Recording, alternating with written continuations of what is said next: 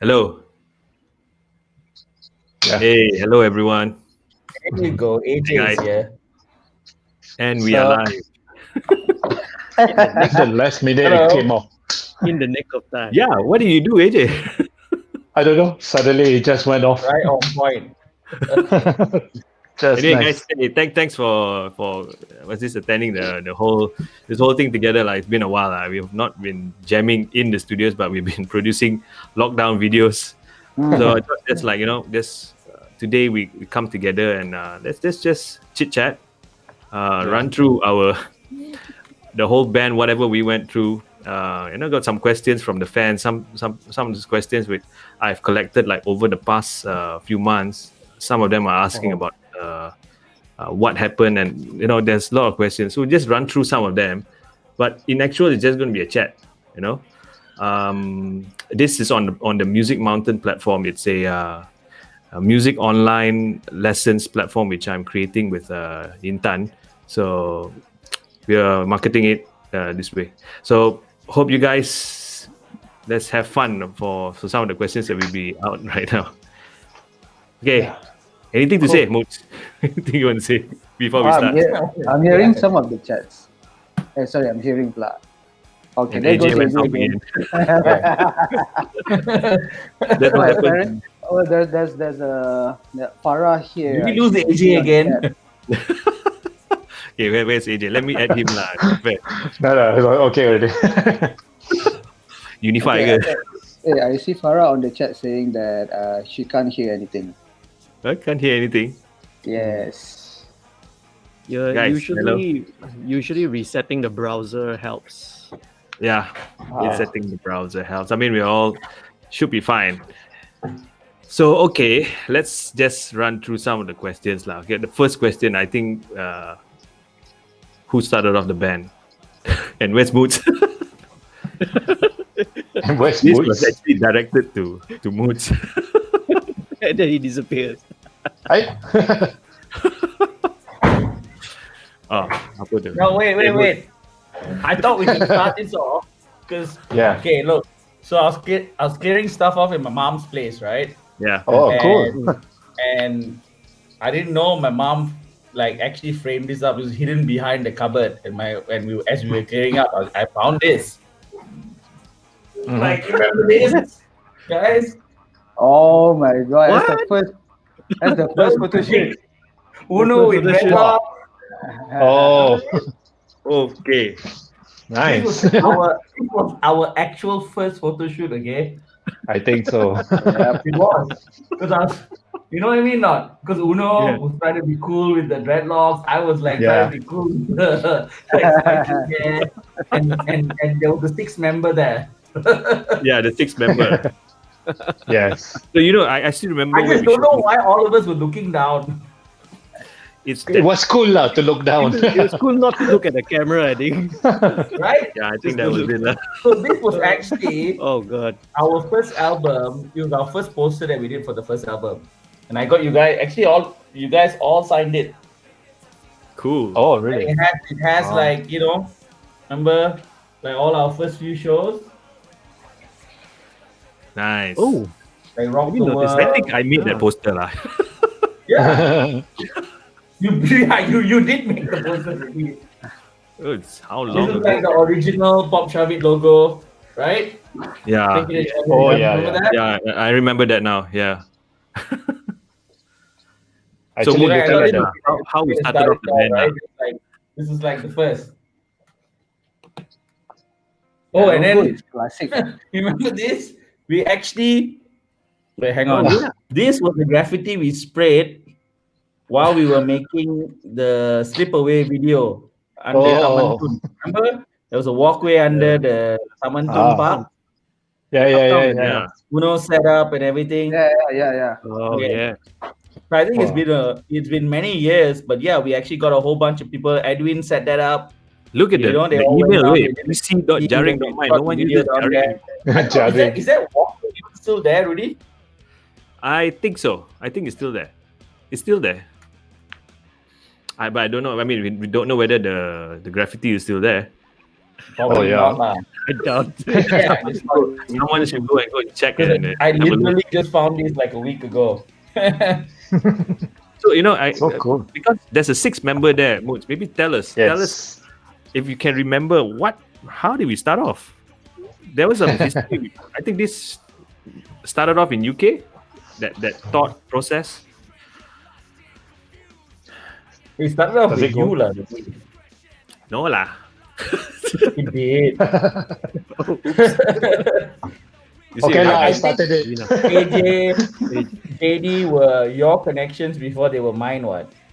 Okay, so But the concept, yeah. the concept started out with us doing that Poetic Ammo show. Right. Was it 1999? yeah, but you wanted Something like that. you wanted a band, and you were with Point that time. You were doing some shows with him, and then you came to us like, "Hey, Rudy, let's form the band." I remember that. Yeah, well, that was the hype with Limp Bizkit and what was that song? The one from Mission Impossible and all that at that point in Oh. time, right? Yeah, that song.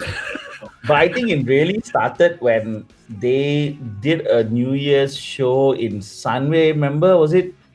And Yeah, it's a skate show. It was a skateboard. right? I know AJ couldn't make it. Roseanne played bass, but it was like a It was like a a New Year's show, New Year's Eve playing show, their yeah. songs, and then the next thing you know, they were like, "Let's do this, hip hop, rap, rock thing." And then I got you guys in, and then that time AJ joined in, and we recorded Jump, and then Uno, did you scratch on Jump? Yes, I did. Yeah, Yes, it did. Yeah. We brought him. We I brought think him. Yogi was the one that pretty much. I guess it was Yogi lah. In all, Yogi kind of put that whole thing together for us in terms of like production. He got us Greg, I would have to say. Oh. He Yeah. got us the deal, have to say. And he was the one that spoke to Sunanda and asked if there was anyone who could do this. It was essentially supposed to be Sunanda to spin on it, but he said that was not his thing. Then they asked for like someone new, either Faz or Uno, and they said Uno was more rock oriented, and that's when Uno came in. But Uno was gangster lah that time. We had to buy him Rex or and Oh, yeah. He was the sessionist lah. He want to join the band. He wanted to be sessionist. Can or not? Right? I mean, that's how it Yeah, started. yeah, and yeah, I think that's when the first single came, and Point joined the group, and Oh, thanks, Mohan. yeah, Yeah, take a look around. That's Take a the look song, around. Mohan. That was the song, yeah. And Izal's guess- here. what's up, Izal? Yo. I think it's that show that we did at the where's that in front of Shangri-La? What do you call that? I remember because we were backing up Poetic Ammo. Hotel at that lobby? time. Poetic Ammo. Shoot, what's the name of that place? What Yeah, I I know. remember. Shangri-La. We did. Beach Club. Beach We Club. We did Sorry. Beach sorry. Club. We did the Yeah. show at Beach Club. Yeah. I mean, That let's was be honest, just Point before. was part of the band for a whole year, right? Yeah. Okay. I That was a think so. lot after He was that. in the whole first album, right? Yeah. Yeah, so I Who remember started like off the band? yeah, I remember Moots called me and said, "Hey, we need to form a band." Yeah, it was He told me. okay. In all honesty, it was probably my idea, but it Yeah. was always something that I started off with everybody else. Because Rudy and I were schoolmates. We went to college together. We were always into this band thing, and I think there's no such thing as starting off a band. I think a band is these 5 people right here, and I Mhm. think that was when I think Uno was the one who told us like you're never a band until you feel like you're a unit together, and at that I would say that point Uno joined us as a band member was when we probably became a band, right? Yeah. Yeah. Correct or not? And we still had to pay for it. We had to Pay for the it. decks. Because we The were- missing link. It's true, right? I think at that point in time we were still like signed to EMI. We were neither here nor there, trying to figure ourselves out. We were just kind of this offshoot of the project. And you know what? I mean, all said and done, I think I still have a good relationship with Point. We're still good friends. Really? Yeah, we are. I think let bygones be bygones, right? So we're still good friends. We all had Too long. We'll get to that story It's so in a long bit. ago, lah. lah. Yes, yes, So long it's a ago. little bit. But yeah, coming back to this, I think that moment we actually became a band was probably second album lah, Here now. Yeah. right? I think Yep, it was yep, that yep. moment when all of us walked into the studio with in Synchro Sound and met Greg. That was the moment we all knew we were all in a band and not just sessionists or whatever, because I don't think he wanted to work with a bunch of sessionists, right? Yeah, but before we went into the studio with the second album, do you guys remember the names that we were thinking about before we even chose the name Pop Shuvit? Nose Grind. Nose Grind. Yeah, yeah. Nose Grind was one of them lah. I still have the tricks lah. I still have the EMI contract that stated Crossfire Renegade. Oh, Yeah, we want to be Rage Against the Machines. Crossfire Renegade. I actually just found all our contracts. They're with me, by the way. Yeah, it's strange lah. So I mean, and I think like original members, I think there were 5 of us. We're still here together. Point was 6 plus 1 point. six- Point 5 original point.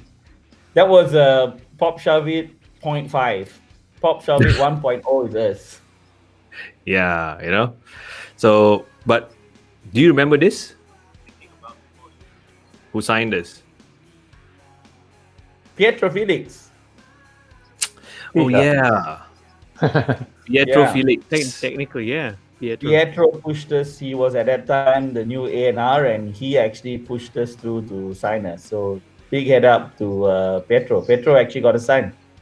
Nice. I remember that we went to the SS2 Jam Studio, Jam. right? Yeah. We had to do And- with like audition. Like an audition, and was Paul? Did Paul? Yes, Paul in Moss SS2. came? Almost came. Yes, Paul Yeah. Moss. Almost was Paul there. Moss as well. came. Paul Moss came, and then he said like, Yeah. "Okay, you guys," and I think we played "Slip Away." Oh, Did we, AJ? yeah. That's probably the That was only Jump. original song. It was Jump. It was Jump, I think. Yeah. Oh, that was an audition. Actually, just before he left as head of, I think, EMI or Warner at that point in time, and then joined Air Asia was Tony. Tony actually told Darren and told Darren to sign us up to EMI. Tony Fernandez. Oh, Yeah. Because I remember actually Oh, meeting him. really? Yeah, at that I didn't that know time. this. This was like early, this was just before we had the album, but when we did Jump. What? Oh, It was like a press conference for AIM at that point in time. And it was like his last press conference. It's like, Damn. that was like before he left the music industry. And I remember Darren and Izam introduced Point and I to him and said, look, this was, these are the guys. Oh, yeah, you should sign them up, blah, blah, blah. I told them to sign you up, whatever. He could have been lying, I don't know. But so as far as he told me, he kind of like made that call to sign us up as well. Cool. I mean, this is something I mean, we all did know. I I've don't never know about the heard. rest. It's something nice to hear, Did they say why? I don't know, Why but sign if us someone up? came up to you also, you would just talk some bullshit also, right? Yeah. It could be bullshit lah, we don't know, right? But for me, at that, it was like 20 years ago, it seemed like a big deal lah. Yeah. Yeah, let's do a shout out. Ray Clowns. Thanks, man. Ray. I think He's always been there. Now influence, thank you. Chun Wai. Chun Wai, brother, rock and roll lah. Yeah, man. Nice to have you on board. Darren. Darren. Honest mistake. Darren. Hey, man. How you guys lah, bro? And I have hello Uno pula. This one Indot says hi Uno. Uno, special message for you. I look. I think Yeah. we did it like 10 years ago to go and see our favorite artists, right? Like the legends that have always inspired us, and looks like no better time than now that the music that we were influenced by, the kind of like lyrics, messaging is more relevant now than it was before, right? Yeah. Yep. Right? Yeah. It's crazy, Speak a right? little bit more about that. I mean, I think most of us have share like, okay, my recollection is like, okay, the reason why I didn't want to join the band at first was because no, I mean, like, it was interesting. It was definitely because I came from a school called Players Universe, and we had a bunch of us who kind of like session for other groups as well, and some of us played for. I mean, like, T-Bone was with Too Fat, and then Fuzz was with Tari, and then Caesar with Ali TK, and so on and so forth.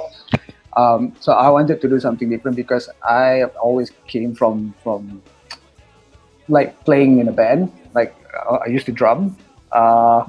So when this opportunity came, it's like, okay, yeah, but for me, a band has to start off organically, and somehow rather, like, because of the nature, the labels and everything suddenly all like lined up and whatnot. Say, okay, I'm gonna try it out. But Establishment lah. That's you lah, that's also the reason why, like, I think, like, the band Red Against the Machine has been a very heavy influence on the band as well. Is it? Like the nature of the messaging and everything. So, but like Mood said, it's like, I think when it comes, as the journey progressed and we come to the second album, everybody came into that Synchro Sound studio with a fresh mind, knowing that, hey, we're a band now. So that's when, I mean, like, I agree. I think that's where the real Pop Shuvit really started. Yeah. I see. Yeah. They always say, the first album is where we're still figuring out our way, figuring out who we are, figuring out our identity. And usually by the second album is who we really, find and discover and realize who we are as a band. Yeah. I mean, I admit it, we were poser first album. Hey, we just wanted to play, man. That was it. Yeah. But one thing is, why I feel like, this band is so unique. I think because regardless of how we started or regardless of the circumstances, right? The intention was pure. Everybody wanted to play. Everybody wanted to have fun. Everybody kind of like, wanted to kind of like carve that journey, that organic musical journey. And I think that's one of the reasons why we had that whole audio with Point as well. Yeah. I remember. Right? I think kind of a different direction. Like trying to figure out where we wanted to be, what we wanted to become, and at that point in time, maybe I guess for some of us who were like, for me, I went through the whole emo thing for like two years before I met you guys, and then I guess Rudy and I have always been friends. We were always very hungry, but I think it was good to have a very different perspective on how we should become an artist, right? Because for us, we were like ready to go the pop route, release an album. That's what we wanted to do. But I think having Uno's mindset in there was like, maybe we need to go back, take a step back, do the gigs, do the rounds, figure out our identity, figure out who we are, what we want to do as a band. And I think that was probably the best 1 year. It was actually a year of just doing random gigs, for no money and meeting the rest. That's how we met Edwin. That's how we met John. That's how we met Meng. That's how we met all the great friends from bands that we know right now. And I think that was us maturing and going through band puberty, I guess, right? That was it, right? I mean, right? Just going there, just doing shows, chilling out gigs, and having a sense of belonging, having a community that we could be a part of, as opposed to which made us a lot different. Because I think, like, I always believe that culmination of all of that during the hype that Too Fat was having, and Innuendo, and the whole Hotlink tours and all that, we were always like, the opening act, right? But I think the combination of us doing a year out and just doing gigs, and then I don't know, was it Kuantan Parade or something that we actually rocked the show, right? Like for the first time ever as an open, we were a shitty opening act, right? I was bad on stage as an MC and frontman, and we were all over the place with our songs. But I think the gigs kind of gave us that level of coming together, right? And I think it all culminated at that moment when we met Yaniz lah. We had a proper manager when Yaniz wasn't in. But you know, guy, I mean, the question here is like, did we ever think about quitting? I think there was a time. Remember, we were. I think the first album just We came out. always think about quitting, bro, because Yeah, music. but this was music, right? pretty serious. Every I still one or the remember other will think about quitting. we were very I know where affected this is because going. the first album didn't actually had the reviews that we wanted, lah. Right? I remember that people were a lot of bands were against us. They were saying that we jumped on the bandwagon, followed the genres, the rap rock genre at that time, and we read those reviews of the album. We were quite upset. I remember Then sitting we in got my couch, banned. right? And you guys, all of us, we were all reading Yeah. Tone magazine. Yeah. Yeah, I think two things changed the. I mean, I hope I'm speaking for everyone, but I think two things changed and kind of made that difference for us and the transformation. The first was obviously Japan, and I think the second was having proper management now, because you guys got sick of me managing the band, right? Because I was trying to manage the band and be, part of the band, and I lost a part of myself just trying to manage, and then at the same time go on stage and still be stressed out about managing the band. And I think that was when we met Yaniz, who was always managing like rappers and hip hop acts, and then she met five boys, and she had to manage a rock band. Gotta give credits to her. She actually managed a rock band for a good 10 years, Yeah, man. We met her at the Salem Cool so I think Innovations. the band management process, we were actually very lucky, because I don't think many bands get to have management that guides you and teaches you and knocks on your door and knocks your head and takes care of you personally, emotionally, financially, and so a good part of us being together, we know each other well, but I think she's kind of the glue that binds us all together, I have to say. So that's one of the longevities of us being in a band together, is also good management. So YZ International, That's in focus. She's Yaniz, let's go to her story. Those stories. Abnormal voltage should be the start of it. Yaniz, you can write a book. I told you. Be writing a book, Yeah, I mean, that's why I said, like, how was the band managed? Moods had actually like quite a tough time. You had to do everything. And Yaniz came on board. I think there was like a whole different dimension. Yeah. That's Still not cool. used to it, Yeah, but I mean, like, I would like to go back to that time where we got a lot of hate, actually. Like, Okay. but haters wasn't even a term yet, but we did got a lot of hate. I mean, we were trolled. yeah, I just remember our ROTTW was the band that everybody hated. Remember that? Yeah, there's a cover, right? Yeah. I mean, I don't know about you guys, but personally, like, that was also the turning point for me when I knew that I had to kind of like, this is the band I want to be in. No, because For me, that was the time I like, wanted to quit. no, because like, when that whole thing happened, and then we had the whole ordeal with Point. He wants to take an approach. We want to take a different approach, but then we stick to our guns, and we literally went against the grain. We literally went out to kind of like not prove anyone wrong, but just kind of like, in a way, yes lah. We wanted to prove everyone wrong lah. So hopefully we did lah. I guess Uno, what you're saying is you can't go any lower than that lah. We just had to go up. So that's why, like, you know what? At least after this, it's just going to be better. But no, because if you look at it, it's like, we just got our first album. We started off with a major, and then we kind of like take a step back and say, it's like, hey, and this is amidst all the hate, and it's like we all took a step back and said, hey, let's start from scratch. Let's go out there and really shake all the hands that we need to shake. So that, and I was think like, Uno mentioned that, because I think what we also did, which is unlike many bands, was we took production into our own hands as well. When JD actually JD was an apprentice for Greg when we started out recording that album, remember? Yes, you remember ROTTW. JD started as an apprentice, right? JD was actually in synchro, working with Greg on as well. Here Now, and then that was essentially us realizing, hey, why don't we start our own studio? Why don't we put our money into something? And that's when we took Nick Lee's old studio, and that's where we look. Not many bands have the luxury of having probably 3 producers in the band, lah. Let's be honest, right? Yep.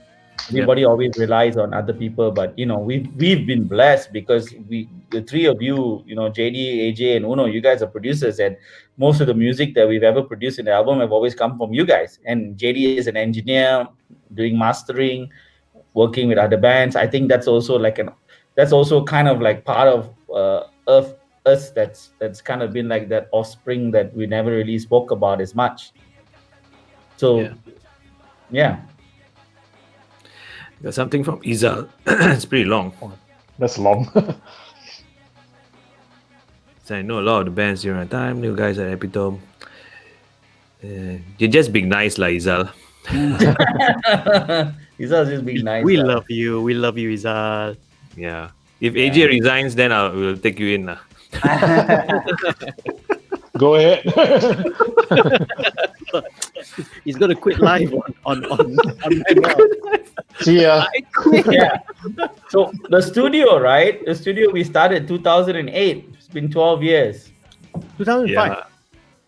2005. Yeah. 2005, 15 years. Yeah. 15 years already. Yeah. It's coming up to 15 years this month. Yeah. How many bands have you recorded, man?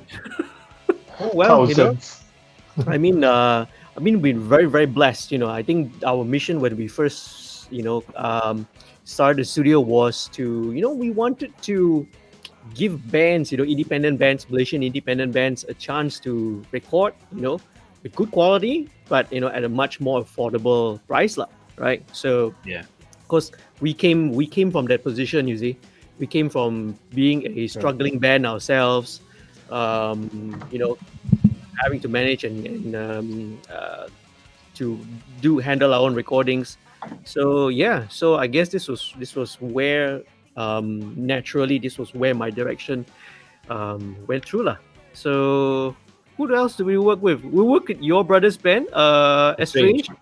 Yeah. So Frequency Cannon, the other brothers band. Yeah, the other brothers band as well. Bangface. Yeah, Hyperact, Six Sense, a lot of other, the whole wide range of Honest Mistake. Yeah, Honest Mistake there as well. Yeah. Yeah, and even Teh Tarik crew actually, connecting us back to Yaniz again. So TTC's second album was recorded not here. It was still my home studio, and that's where the name 2105 comes from, because that's my old address. Yeah. Yeah. And what this is this question? What do you think about the music scene today? Because you handle a lot of bands. What should bands do to reach to a certain level of success? Well, if you ask me, like maybe 4 months ago, I would have a different answer. Now it's like I have a lot of big question marks now. Everyone's kind of trying to readapt to this new normal. Obviously, there's no gigs, there's no concerts, there's no festivals. We've just some have only started transitioning to do online live streams and all that. So prior to the whole world going down the shitter, right? Pardon the expression. Okay, our scene actually was doing really, really well. We had probably not seen. Maybe you don't see it on like the top 10, top 20. It's not on mainstream radio, but the scene was doing very well. There's so many bands now. I just cannot keep track. So many bands were releasing singles, releasing not just singles, EPs and albums. There's so many in the out there right now. So, but now unfortunately, this situation is hard to say lah. Yeah, because of. But is it easier? Let's put it this way. I want to ask: is it easier to reach success 10, 15 years back compared to now, because of saturation in that way? Yeah, it's I think it works both ways. The tools and the platforms are easier, as it's easy to get your music out, it's easy to put your music out to an audience. But yes, attention spans are a lot shorter, and um, guess when it still boils down to a lot of marketing, knowing how to do your promotions, and that's where I leave all the marketing and promotion to the moods and the people who are in the label. I just handle production. I don't handle the marketing. Yeah. Yeah. Look, I just used to deal with the labels, but I think Yaniz did most of the work for us.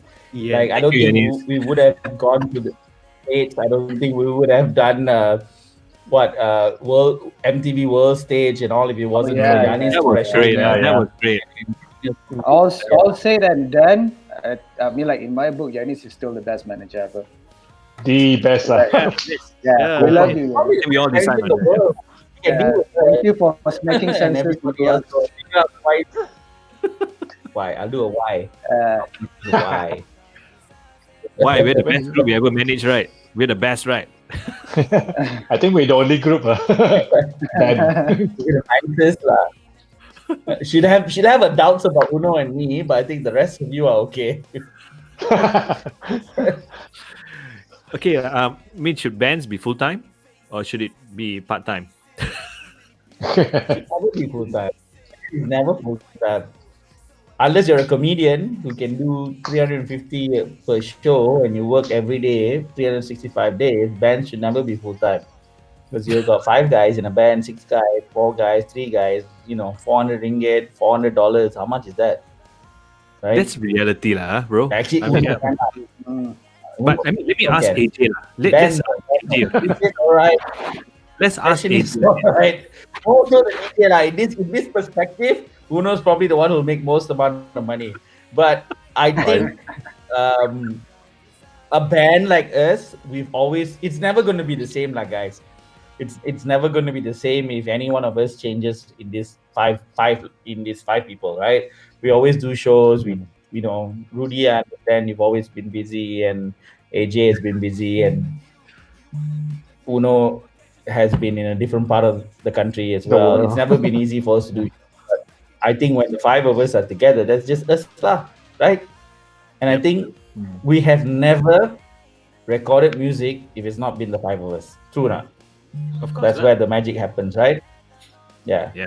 So True, it's always been, musically we all know each other. We all know each other's, I think we're probably the band that knows how to, we know, AJ knows how Uno sounds, and Uno now knows how JD sounds, and JD knows how to record my vocals, and Rudy just knows how to drum for everyone, right? I think that's the beauty of us knowing each other for the last 15 years. I think it helps. Yes, Yaniz, we love you too. I think as a band, all said and done, the difference between touring and writing music, right? So I think writing music wise, I think we all know each other well. I think touring wise, it is what it is, lah. Touring, right?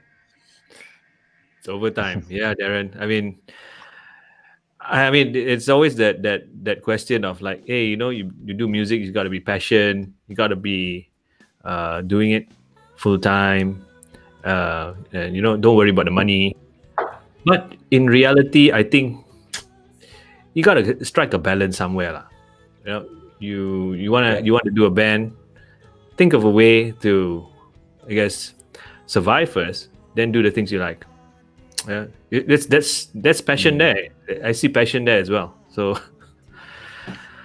yeah. Okay, this question. biggest paycheck. Old school rocker, right? Really? Is it? What? I can answer this because Yeah, because you was it the F1 show? Yeah. The F1. Saucom? We should not name where it came from, but I guess the biggest paycheck was old school rocker. Yeah. Oh, really? For more of a synchronization reason than it was for anything else. So sometimes it's great if you write good music and you can get the music synchronized to TV. When I say synchronization, meaning it was used as a theme song for a TV show or theme song for for a campaign. That's where you really get your biggest paycheck. And That's right. Yeah. I'll be honest, and I'm sure you guys know this as well. I don't know whether the song came out at the wrong time or what, but we never earned as much. In fact, we've hardly been earning. You're talking about Mara Bahaya, right? No, I wasn't talking about Mara Bahaya. Our biggest paycheck has been Oscar Rocker. Yeah, but Was, yeah, but that's the thing. Like Mara Bahaya is for us. I guess you see that it's a big hit for us, right? But the amount that we earn, I don't know. Oscar Rocker was a song that was in a campaign for a very famous sporting event, and it was used for a year. Yep. Therefore, it led to more money being paid to all of us, right? And this was what 2007, 8. I think it's 6, right? Around there. Yeah, it was probably our biggest paycheck. And Mara came up 2009. Yep. Right. So even though the song was big, it was used in a TV show, etc. But it never. Look. Bottom line is this, we'll be performing this song till we die, but it was never the song that made us the most amount of money. That's it, right? Plain and simple. Surprisingly, yeah. Yeah. And we're friends with each other because we split our royalties together, so everything is equal between the 5 of us. So it's easy. It's 20% all the way across. So whatever we earn. So we'll let you guys know when we actually earn some money from Mara Bahaya. So please keep covering the song, playing the song, and if there's budding, movie directors, song, whatever, producers, whatever, use the song in your show. We'll give you full rights, no problem. Just pay for the synchronization, publishing fees, no problem. Yeah. No issue. And I think we peaked at a time where That's becoming falling apart, right? I like this Let question. Uno answer that. Uno, you got to answer lah. No, wait. Hang on. Before we even go into why Uno cut his dreadlocks, I think we should go into why Uno got his dreadlocks and how long he got him to get his dreadlocks. What? Right? Why did Remember that? Why did you get dreadlocks? When do you get No, dreadlocks? okay. So when we were shooting the cover for our second album, EMI was like, look, you guys look probably like how we all look like this today. And it's like, you guys need to look different, right? So remember not, they said, Abang Rom Studio, Rom, big up to Rom to get our hair done. So I think Rudy and I were fine. I think we were both the only ones that were like, kind of like, okay, I think our look is fine. Then AJ, JD had to get a perm and the full treatment. And Uno 5-6 hours. I want to get dreadlocks. Like milked it for like 5 days. We had to delay the photo shoot because Uno's dreadlocks were not done. But I have to say, he did a good job. He lasted for like 2 years, 3 years. More. I mean, like, More. Longer. I had it for at least 6 years. Yeah, 5-6 years. 6 years. Yeah. So why did you cut it off? That's the question. It was more of like when I first did it, obviously I wanted to milk the opportunity we had for that free, free do-up. The free makeover, right? Exactly. But I've always personally wanted dreadlocks because I idolize Rage. And at that point of time, Zach had dreadlocks. Yeah, so that was more of a YouTuber's thing, no? DJ Kilmore. Yeah, and then more as well. But also, but it was primarily Zach because Zach has been such a big influence for me. Yeah. So and then that was that one time. But then after that, I actually got another friend to do like my real hair, so it actually grew up outgrew that fake do and became a real dreadlock for 6 years. Then I cut it off because it got too hot and I got old. I can't remember that. Why did you cut it off? That's when I cut it off. I think the second year I joined Astro. But you cut it off when we were doing an album, right? I You cut it off can't when we were remember doing the exactly. XCR tour. Yeah, I Yes, remember you had yeah, before Hong you had Kong. You didn't have it Yeah, for our Freak Show album, no. post Freak Freak Show, Show, right? Freak Show, I No, still Cherry have it. Blossom. You still had it. Yeah. Correct, yeah. Hmm. I still have for Yes, Freak yes, Show. yes, yes. Yeah, Cherry Blossom. So I mean, like it And was you had more it. of like Wow, you had it for like 6 years. 6 years. I mean, to be honest, I just didn't have the time to Got take it? care of it because Yeah.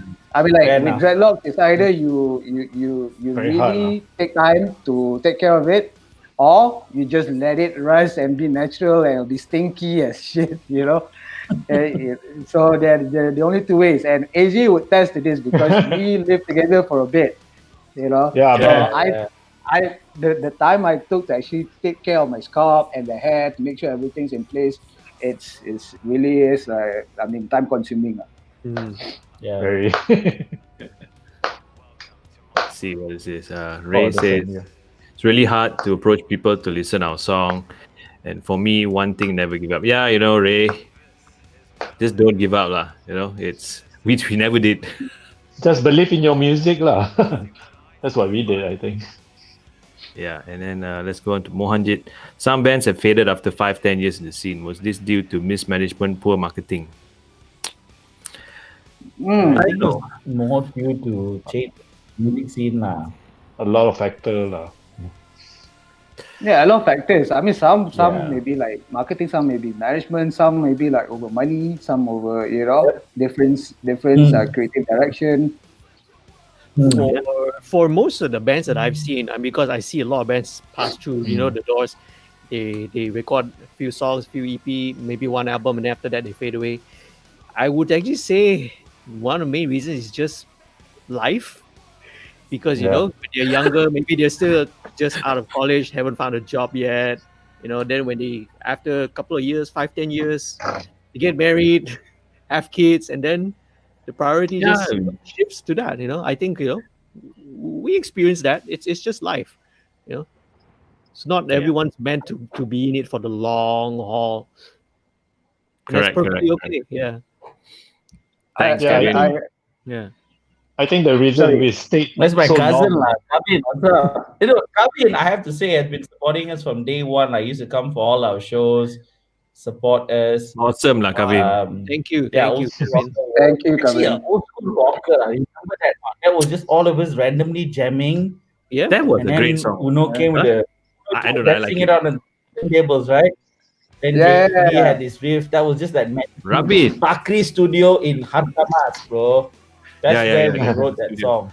That studio is, I mean, Legendary. we spent quite some time there. Oh yes. Yeah. It's being a band still about being musicians. Hey, Rabin, how are you doing? See you tomorrow. I guess so. I mean, if you want to be in a band, you have to have some skill. So, I mean, musicians nowadays are dime a dozen. It's like anyone can be a musician if you have a laptop and you do a Billie Eilish, you're a musician. But I guess right now, for the five of us, being in a band has always been about brotherhood. It wasn't like, okay, you're the best, so that's why you're in the band. Yeah. I know that's how I feel about it. We grew with each other, we know each other's strengths, weaknesses, so we manage. We are not the best of the musicians, but we make the best of it, and we feel like we make the best song at that moment, at the level that we are at. So I mean, hope we answered that question, lah, Rabin.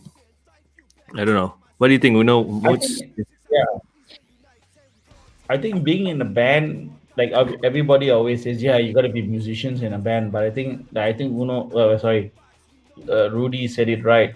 Being in a band is about being friends, brotherhood. It's different. It's like a clubhouse lah. It's like a club, you're in this Mickey Mouse club Clubhouse with lah. a bunch of friends. You know what I mean? Not what? Which club? Mickey Mouse Clubhouse lah. Mickey Mouse Club lah, yeah. It's like a club lah. You're with a whole bunch of friends, but obviously in this clubhouse you need to have the dynamics of like ABCD lah, MICKEY, right? You have to have the full dynamics that fits within it. You can't have like 3 guitarists saying, okay, let's form a band. It doesn't work that way, right? So musicians will be part of a band, but I don't think they will become a band. Like I think a band is more than just musicians, which is why I think I wouldn't want to put it in the league of these guys, but that's why people like, Aerosmith and Rolling Stones have lasted a lifetime, and there's a lot of other bands like even Hujan and all that have been there. Love Me Butch. Like you never see Meng rocking Love Me Butch with anyone else other than Sharol. You'll never see some of these bands going out there because you never see OAG without Radi, right? Correct. And you never see a lot of bands are where they are because of what they are and who they are. And I think for us, we are friends and brothers before we are anything First and else. foremost, yeah, Aaron. that's important. Yeah, Aaron that's synergy used lah, to right? That's Aaron synergy. used to take photographs of our concert. Remember? Similar. Yeah. Aaron did our Aaron. album cover, didn't he? Aaron Similar. did Cherry Blossom Cover Fair. No. He came for some of our shows. No, that was Martin. Yeah. The Cherry Blossom was Martin. Oh, yes, Yeah, yes. Yeah. Okay. Let's see. Aaron, Okay. didn't you follow us to Japan? Didn't he? Was Yeah. Aaron Yeah, went to yeah, Japan. that He won guy. that competition. Yes, won the competition. Yeah. Okay. Yeah. What is yeah. Udo's dreadlock kit? What is that, Udo? Tell us about that. Was it? What's in it's it? It's an entire kit. So there's like the scalp spray, the coconut scalp spray, and then the kit where you actually like there's like what do you call it? Like the tools, There's like sticks and there's like sikat and whatever not lah, just to kind of like maintain the hair. But mostly like a special type of shampoo, It's an entire kit actually. God. Yeah. Okay. Let's see I what's need to next. remember that. Guys have their problems as well. Yeah, our struggles. Someone who grew up in a rural area like me, often my school friends refer to music preferences. And when I listen to Pop Shuvit, the entire circle of friends listen to you. It's nice to know the rural areas, Farah. Thanks. This kind of like it's been how many years? Like so many, almost like 2 decades, right? But when we hear this kind, I think it really actually feels good. Right? This should be our 28th year anniversary, end of the year. Yeah, true. Right? It's a 19 year, right? This would be, I think October would have been 20 years since we released Man. Take It and Shove It. Rabin, You guys remember the first time you hear Jam on the radio? Oh, No, I man. don't Already. actually. Yeah, Don't. that's 2000. I have no idea. Do you remember the first time? Oh yeah, I did. Yeah.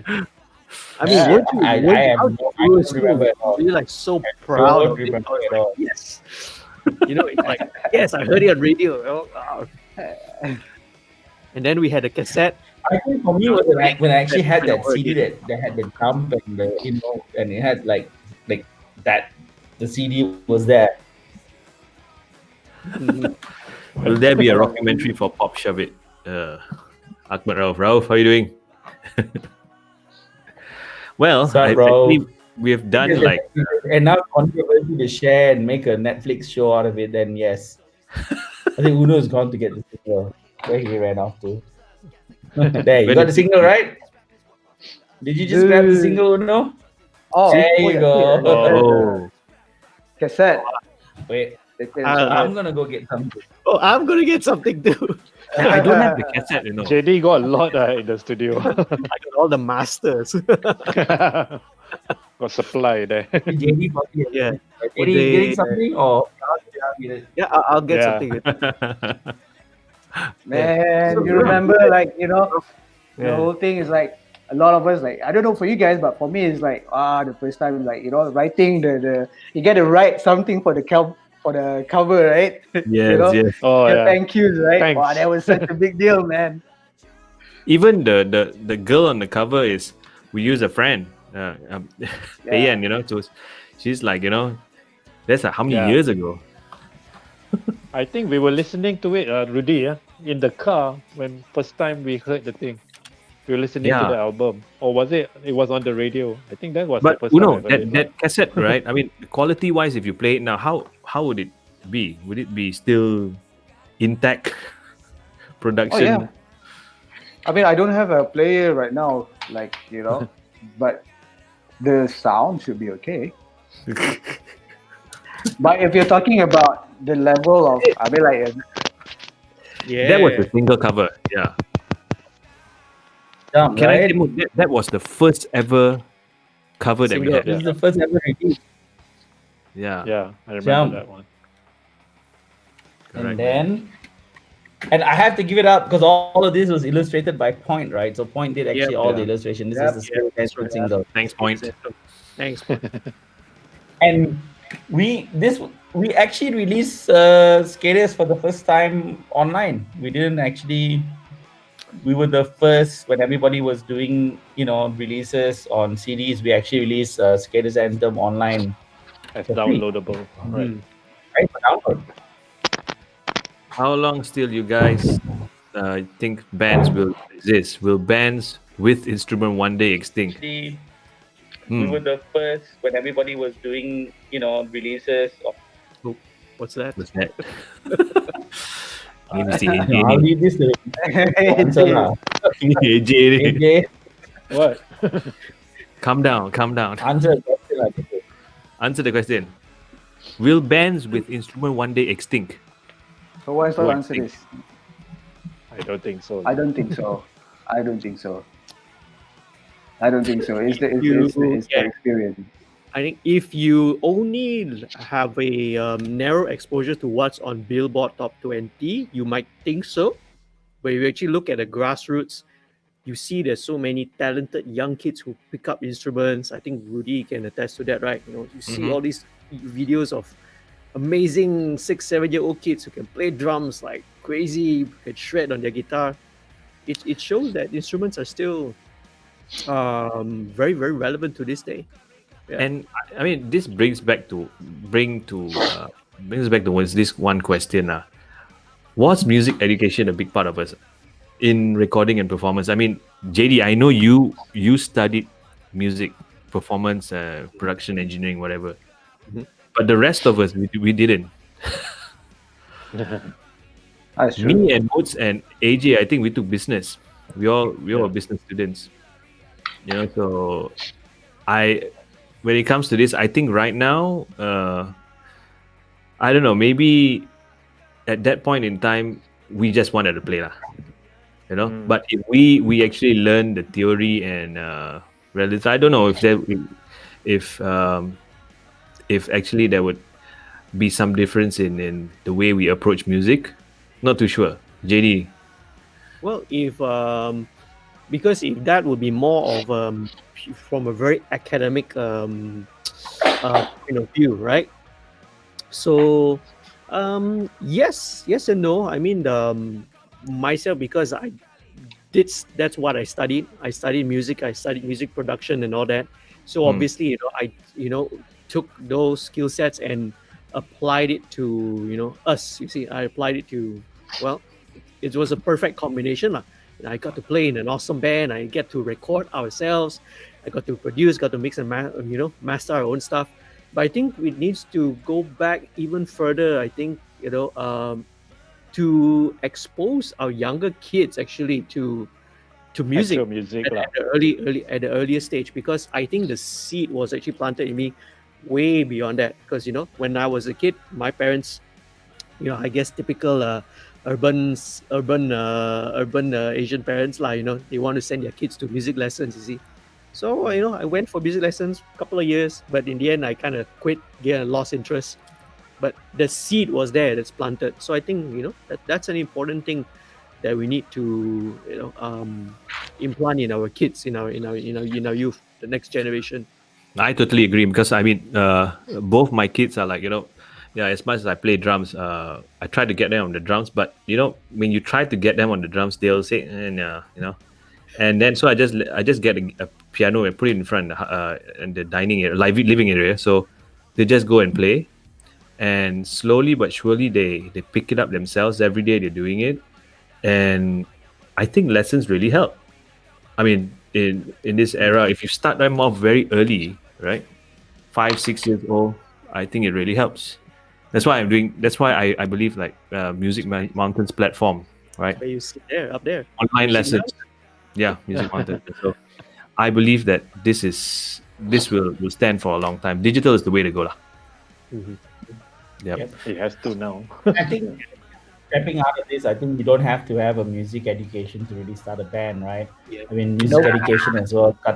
Everything is about playing an instrument, it's about learning production, this being an engineer. I mean, look at Zayn and Anthony. They came from ICOM. They were engineers as well. They were not musicians. They learned an instrument, but they all built their careers off becoming engineers at the end of the day. So I think music is many aspects of it. Would you encourage your own kids to form a band? I guess if they're interested. They want to. Did our parents encourage us to form a band? No. Your dad did. Directly. His dad. Well, you gotta give credit to Uncle Malik lah. Yes. Your dad was very encouraging. My dad was there to support our shows. Uncle I think Malik my was dad there. to support the shows for at least 50, the first 50 or first 100 shows lah. Yes. Correct. Yeah, lah. Every I show. think one of our parents that was there to fully support us. I have to say, Rudy's dad and mom, Uncle Malik was there throughout. Plus, he had 2 sons in 2 bands. Yeah. 2 other bands. Right? Yeah. Estranged. Yeah, 2 other bands. Yeah. Yeah, true. This next question. Oh God.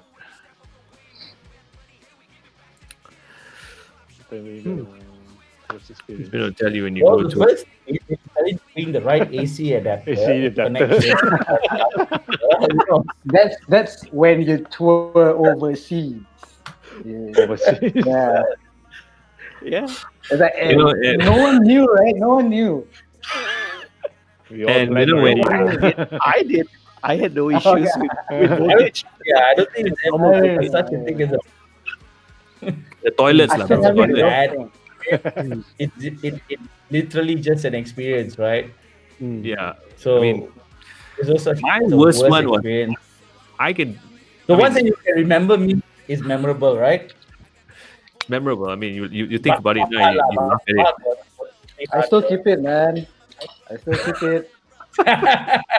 There you go. Uno made a belt out of that and some massive like AC adapter. Yeah. I think probably for us as a band, the most challenging experience was when we had to leave JD in between our flight to US. Wow, that was Remember crazy. that? Yeah, So- yeah. Oh wow. So He this lost was his our passport. first tour. Yep. Like TMJ. While we were heading there, it was a flight via New York. Qatar or To Qatar lah, Doha, Doha lah. Doha. Doha, Yeah. Doha. Right, so we were stopping over. You know, Come. There's like, what? I'll relate that. kind of Yeah.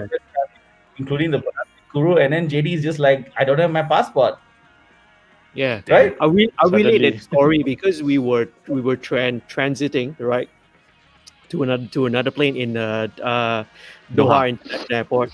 So we're transiting, we're carrying all our stuff, carrying our gear, at the pouch where passport and all that. So somehow in it, all the hecticness of carrying all our stuff and everything, it fell out of my bag. So by the time we were supposed to check in and go to security, there was like, I don't have my passport.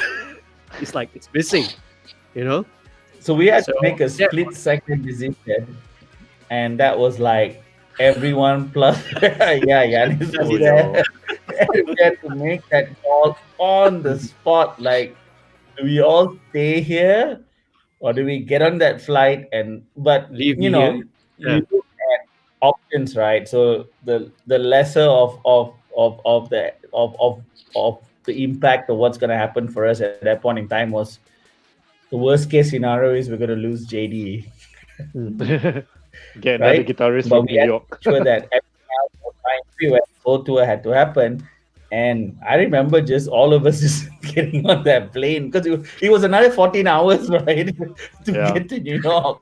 And I remember getting on, and JT was like, they took We care of contacted you. They took we care of contacted you. Jennifer He Thompson, right? arrived literally just 7 hours later. We were back in the rehearsal studios and rock and rolling like nothing ever happened.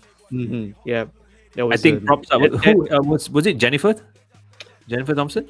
we did. I think Yanis, I think, did contact her to see what we could help. You see, because Yeah. the worst case was they had to sort of deport me back to Malaysia first, then sort out my passport, visa again, Yes, and then take fly over. But fortunately, they The ground thing is, crew, they ground found the staff, passport on the they found bus it. that JD had handed Yeah, off, and they had actually pulled his luggage off. So I think kudos to the yeah, airlines and their yeah. system Did. at that point in time to make everything Yeah. happen. But yeah, us being paranoid as we were worried about everything, and we made sure we checked to make sure JD, was not as JD got back home safely, right?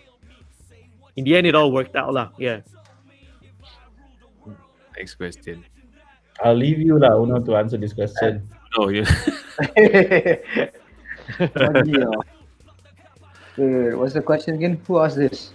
Oh, Because I mean, broadcasting wise, Yeah, I've never really broadcasting. been front end for a long time, so you're probably better at answering this, right? Yeah, I think like the industry as a whole did what it can. Obviously, there was a lot more that could be done. Yeah, I think to relate this back to our story.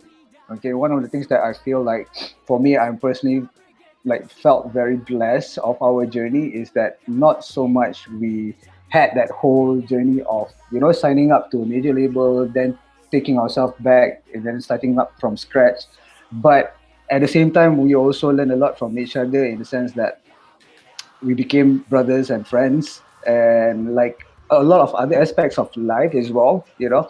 So in this sense, what we did as a band, like we took ourselves out from the major because we were there. We consciously wanted to learn the ins and outs of the business.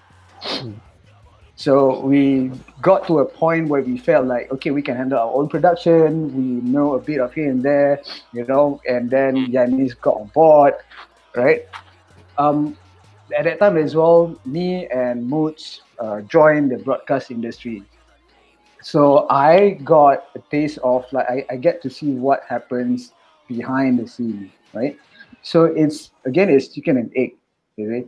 So the industry as a whole, I felt did what they did. They did a lot actually, but a lot more could be done. Definitely, I mean, you have like say like hits Met 10. That platform helped us a lot, right? Yep. So we came from a band who was helped by that platform, and then me going into I joined Hits, so going into that particular organization, seeing how it was done, what is being done, how everything is approached, and having an understanding of why such is such. Okay? So I didn't go back and say like, man, this actually it enlightened me to know it's like, hey, actually there is a way, so a lot of the misconception that I think right now that or back then the scene had was like, okay, you gotta know someone to get on this, to get on that platform, to be on the radio or to be whatsoever, right? But it's not really the case. If your music is good, your music is good, same as now. Eventually people will discover it. You just gotta keep at it and keep on promoting it and be persistent with it. Really. So let's say we had been on the AIM platform. Met10 was a big platform that helped us out, right? So over the years when I was with Met10 and with Moods as well, so we see how the platform, like that particular platform, helped a lot of other acts as well. But okay, if I were to put it if I were to put it like my understanding, my personal understanding, right? When we first started out, like we were trying to find our footing, and then we thought all our music was good. Okay? But as you mature, as you go into, let's say, when it comes to radio per se playlist, back then, right? So we have, like, the industry somehow had the unseen obligation to push the music to be on par with the international standard. So that could be like in quality, in in arrangement wise. So it's like when you play it side by side, it's level, is it?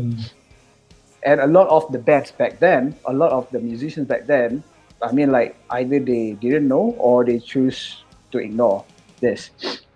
What do you think, Moods? And I think, yeah, I mean, it's gonna come down fundamentally to what you are requesting from the broadcasting industry, right? Like back in the day, if you were a successful artist, it was hard to become an artist. It was dime a dozen, right? So you had to do your. Today I was just listening to who's the girl that wrote Amy Winehouse. And I was just thinking about her career, right? And I was just like flashing by, like I didn't watch the documentary, but I was just thinking about it and just thinking like when she wrote Rehab, that was like her pivotal moment for herself, not wanting to be an artist, but the whole world and industry was taking her in, right? I think we all as artists, we all as musicians have a very simple goal in mind. There's nobody out there that's telling us, oh, I don't want to be famous. Then you shouldn't be in this industry lah. You don't want to be famous, you don't want to be recognized, then don't do this. You want to be behind the scenes writing music.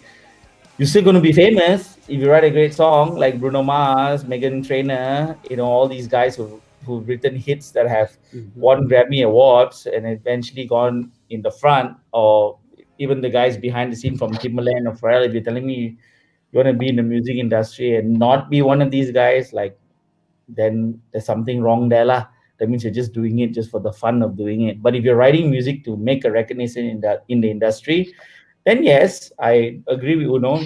There's a certain amount of, like, there's a checklist lah. You got to tick, right? You got to tick if you need to be in this checklist. You got to be this. Nowadays, there's everything from having a great social platform, social presence, whether you're hot on TikTok or this, that, whether your song is hot on TikTok. I think it is probably harder now than it was when we started out. I think it's harder now to be an artist than it was when we started out, because all we did was get together, jam, go out there, make friends, put shows together, you know what I mean, as friends, and just write music and then find ways to record it. I do believe it's tougher now. I won't deny it. It is harder. And what kind of marketing? Yeah, everything. Marketing is everything. Like, you should get on all platforms. Like, most importantly, I guess, is YouTube lah. YouTube is essentially where you can probably put your music out. You, as an artist now, you can put your music out on all platforms: Deezer, Spotify, KKBox, Jukes, even Apple. So it's not difficult. It's there. But the question now is, how do you get people to listen to your music, right? It's like, like, you can have music out there, but you're stuck in your bedroom. You're not going out there making friends and creating a group together and putting gigs together. I think that's essentially what needs to happen right now. You need to just go out there and gig and create a fraternity. Like, and I'm sure even a lot of the new artists that most of us know, they still gig. What? AJ, this is something you need to talk about. Like, you're right there in the hub of everything, with everybody playing, performing from the musician's point of view, right? Yeah. I mean, in my case, right now, I'm like playing a lot of the kind of stuff that people usually don't hear on radio, and still you somehow still want to market those kind of music. And it's good that we have all this kind of social media but the most thing is that when you really try to get a really good music, you want to especially now, because you don't sell albums, so you got to go out there and perform, try to get as many gigs, just like what we used to do back then. I mean, we played everything. Some of the gigs, they weren't literally nobody there, right? Yeah. And it was just bands. So we were watching ourselves only. So end of the day, you still gotta get out there and play. And people will hear. They will request your songs. Like right now, you Spotify lah, whatever, play on YouTube. It's still kind of the same. It's just there's more avenues now, and you might miss a couple of them. Like I think most people won't go to like KK Box or something like that. So Yep. market. Yeah, But here's the market, paradox. marketed. I think at the end of the day, that's the most important thing. I think you need all aspects of how you can actually make this work. Image. Yeah. It's a But holistic here's thing. correct. Mm. But here's the paradox. I mean, like in all essence, I agree with Moods. The fundamental, the essence of things have not changed. Yeah, there have been more avenues. Barrier of entry has been lowered. It's easier to put your music out there. But when you have things easy, then it'll get flooded, and now it's saturated. So it's back to square one to most people. So it goes back to like hard work, perseverance. Just getting your hands dirty and go out there. Post MCO, I guess. Everyone just needs to put in the hard work. If you're in a band, if you're a musician, look, there's so many opportunities now that we didn't have 20 years ago when we started out. I think there's more opportunities now for everyone. Whether you're a songwriter, whether you're a musician, video director, graphic designer, producer, engineer, I think there's a lot of opportunities out there. But hey, Music Mountain is here. If you guys need any consult, hit up Music Mountain. Production wise, Rudy, AJ, and Uno are there, and JD as well, most importantly. And Rudy's there to guide you in the right direction. So, yeah, I think it's 10, 11, right? I got to go to sleep. Then you got two more questions before Okay, go to sleep. It's an early sleeper. I think it was, right? We made. Okay, so I'll you know what? I'm not going to answer this question. I'll answer it now. I'm answering all the questions already. But I can add on to this answer. Yeah, JD and AJ like. Sorry? This question, being in a band? Being in a Was it band was it ever financially worth the time? Financially. Okay. I missed that word. Was it ever Especially now. financially worth the time? I think But let's well, put it this way, lah. We've been around for almost 2 decades. Whatever we've done, yeah, you get your paydays, you get your off days, but eventually you build the experience, you build your resume, for you to get jobs out there, for you to meet new people, make new opportunities, make businesses, right? So I think that itself, it ties in back to being in a band in the first place. Yeah. Being in a band brought us to where we are right now, right? It gives us Together, that extra especially. leverage, that branding that we have. Oh, these guys are from Pop Shuvit. And Moods is good at this, Uno is good at this, AJ is good at this, JD is good at this. So it branches us out into different areas that we can actually master in. So I think at the end of the day, it's worth the time. It just we moved on to better things, but at the same time, always remembering that hey, the band was the one that actually got us all here. Yeah. That's what I think. I don't remember. We always had a goal. Like the Yeah. goal was always to win a Grammy Award, and we always used to have these little minor goals to reach it. The Grammy hasn't hit yet, Still but waiting for it. but touring the US was one of that, right? So when we were, every time we had a show or anything, we always put a little bit aside for us to be able to finance our tours, and I think that was important for us. So it was never really about the money. Financially worth the time. It was worth the time to be in the band, to make the money, but financially for us, it was never something that we all at that point in time survived on, right? There was everything that everybody Yeah. and I All of us had our day jobs. We all had our own areas. you were doing a whole bunch of things before you even joined Astro at that point in time. And I think we all made it a point to make sure that whatever we control financially, and I think even Yaniz was there to kind of make that dream happen for us by opening the doors. We didn't have a label. We were our label, right? We didn't have a publisher. We were our publisher.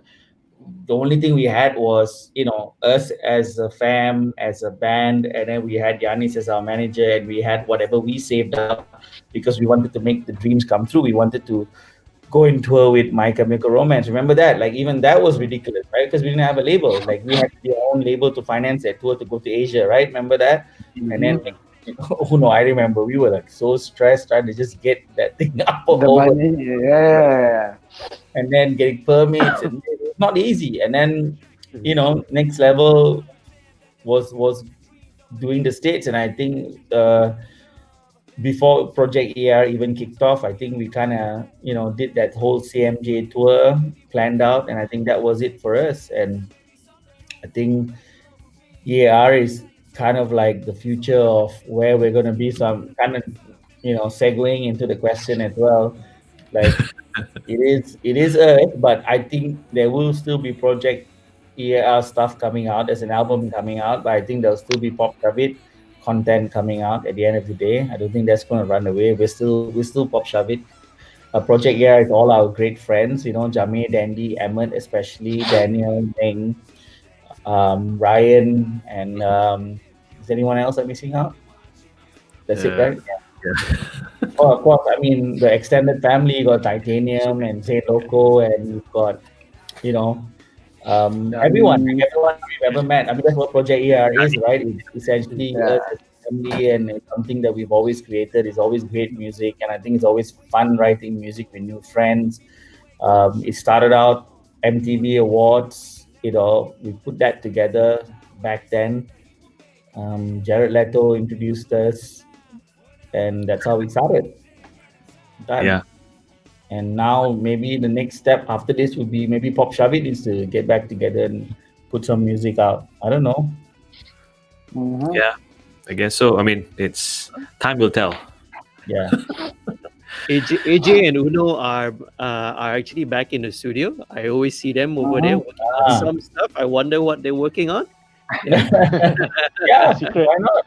Secret, huh? We've got some stuff coming up. Yeah, we've got some stuff coming up. That's good. So you'll always hear stuff out from the boys at some point or another, and then maybe there will be a Pop Shuvit single coming out soon. The ER album, I guess, will be coming out. Maybe it should just be released in 2021 since we've released it. So let's push I think that'd be wise. Yeah. Yeah. Maybe we can write a few more based on that, since Ray and James are asking us to write stuff. So yeah, we never know. Things are, I guess, the way it is. I don't know, Rudy, Uno, JD, AJ, do you guys want to kind of wrap this up? Yeah, I mean, it's great to all five of us to be here. We don't really do this often, right? I mean, we don't do this enough. Recapping what we did. We're all working together for a long time. Seriously, and I think the effort of us being here, having this kind of talk for over an hour, I think it's just great, recapping our career and what we did. And I think it's actually, we hope that whatever we said helps the new generation of bands out there. I'm building up Music Mountain. I believe that the online music education is the way to go, and we're going to do that. We're building up the new school of drums first before we go into the other instruments. So it's going to be exciting over the next few months. We've got a lot of work to do. I'm working with Ryan and Jimmy on this. So, I mean, the rest of you, of course, Uno, Moods, JD, and AJ will be working together again soon, whether it's on an album, whether it's with Music Mountain, and on any other production, whatever it is, I know we'll be doing something. It's always that way.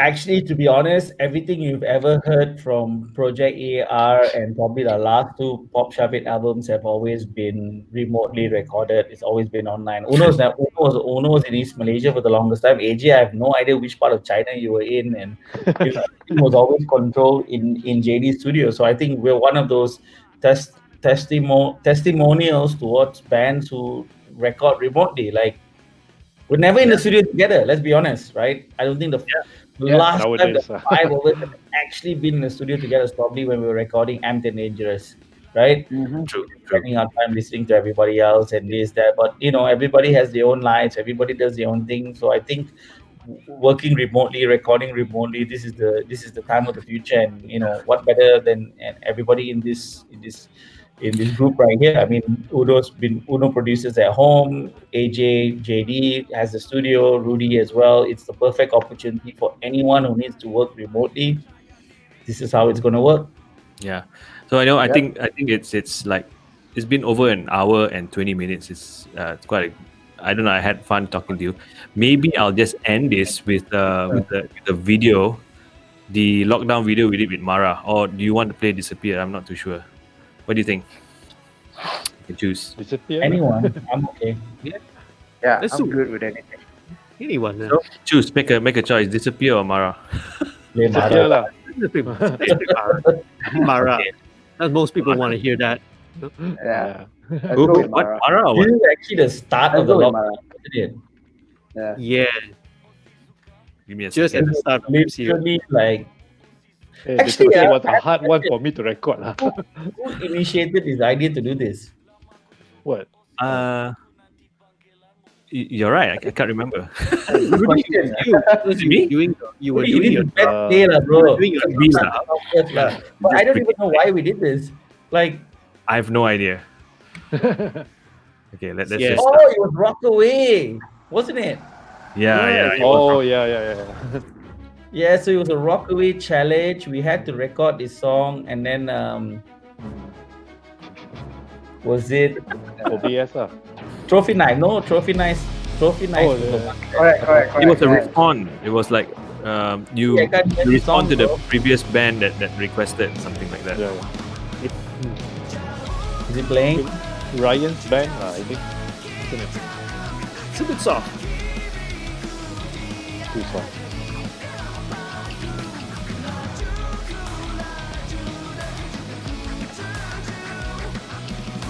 That's our studio where JD is performing in. I obviously didn't get the memo, so I was like, Why Dandy didn't do the his verse? Huh? He had. He was he got the down somewhere. Oh yeah, he had mums and like chicken pox. He like had the yeah. work, so he was out for like 3 weeks because of that. So we had to like do it anyway. This was, I think, the beginning of the MCO. Just a week after, if I'm not mistaken. Yeah. Yeah. And everybody was still sane, I guess.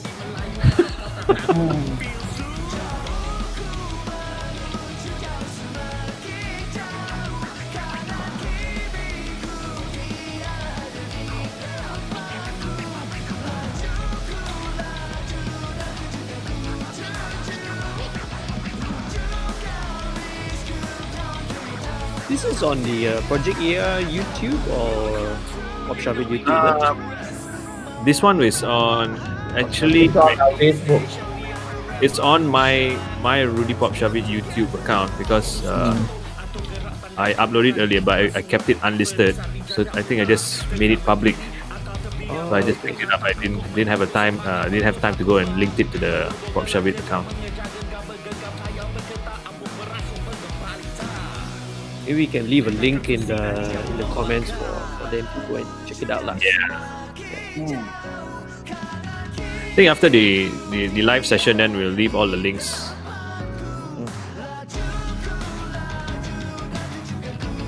But I mean, JD, good job. I mean, you're taking audio files from everywhere and then you're mixing it remotely.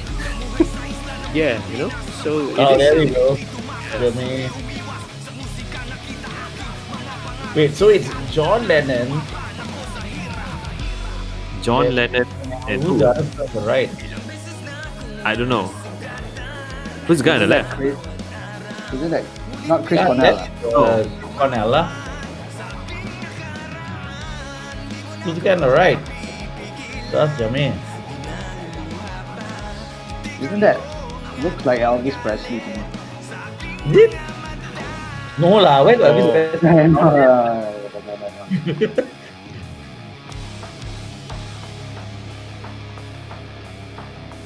Behind was John Lennon. I think. I like that.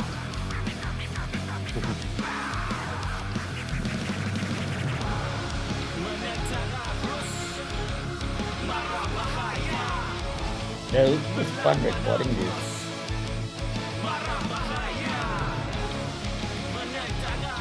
This Jamie was in it. Yeah.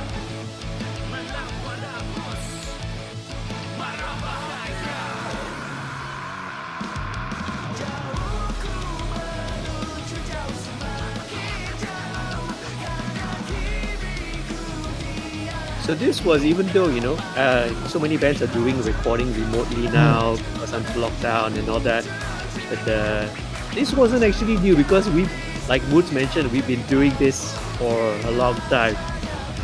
Especially, Yeah. I think it started with Freak Show because we featured so many different people. Featured like rappers, Big Pooh, Legacy. We had even Inspector Deck. So all the tracks were all from all over the world, you see, from different people. Dandy will record in Thailand, Jamir will record in Manila. We all write Bina Berries lah. Even when we were recording Project AR, there was like 5 songs happening at the same time in like 3 different studios, right? Yes, right here. Yeah, man. So I think we had a good time doing that, lah. Yeah. All right. I mean, let's just look at any other questions. All right, cool. Everyone's done, and it was a great time. I just want to say thank you to all the audience, everyone. Thanks, Moods, Uno, JD, AJ. It's pretty late, but Thanks, yeah, everyone. I think this Thank is like you guys. Love you boys, man. chat we Miss have you ever guys. had. Okay, hey, thanks guys again. See you guys. Good night, everyone. Thank you very much, man. See you. Bye. Good night. Bye. Good night. Peace. Good night, everyone. Night. Good photo. Good photo. Hey, group photo. Hey, group photo, group photo.